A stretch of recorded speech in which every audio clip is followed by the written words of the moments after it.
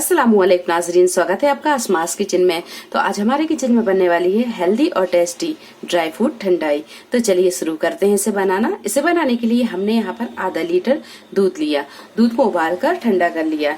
1 table spoon सौंफ और 4 से 5 हरी इलायची। इलायची हमने साबुत ली है, आप यहाँ इलायची पाउडर भी ले सकते हैं। 1 टेबल स्पून मग्ज, 1 टेबल स्पून खसखस और 10 से 12 पिस्ता, 12 से 15 बादाम और 10 से 12 काली मिर्च। तो ये पांचों चीजों को एक बाउल में 1 से 1.5 गिलास पानी डालेंगे और उसे पूरी रात के लिए भिगा कर रखेंगे।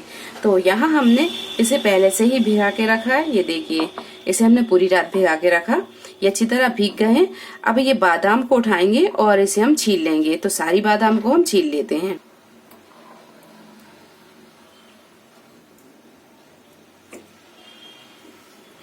इस तरह सारी बादाम को छीलकर हम रखते जाएंगे। तो एक प्लेट में हम इस तरह रख लेंगे।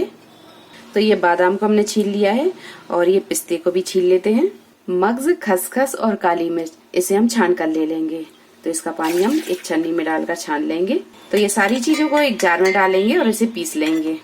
सौंफ का पाउडर डाल देंगे, इलायची, आधा कप के करीब डालेंगे हम इसमें चीनी, 1 से 2 टेबल स्पून के करीब डालेंगे इसमें दूध और इसे हम पीस लेंगे। बिल्कुल फाइन पेस्ट बना लेंगे। तो ये ठंडाई पेस्ट को हमने पीस लिया है। ये देखिए, इसका फाइन पेस्ट बनाकर तैयार कर लिया है।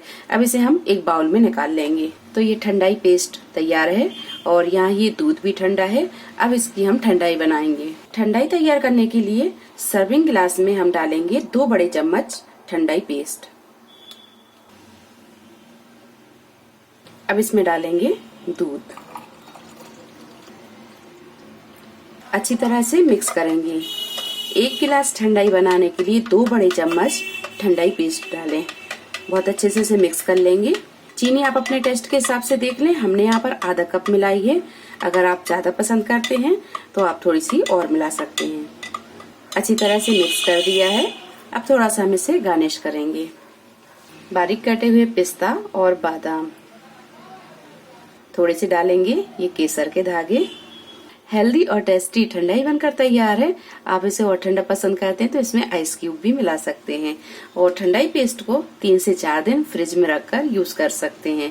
तो रेसिपी पसंद आई हो तो लाइक और शेयर करें, चैनल को सब्सक्राइब करें। तो अगली एक नई रेसिपी के साथ फिर हाजिर होते हैं। तब तक आप अपना ख्याल रखें। अल्लाह हाफिज।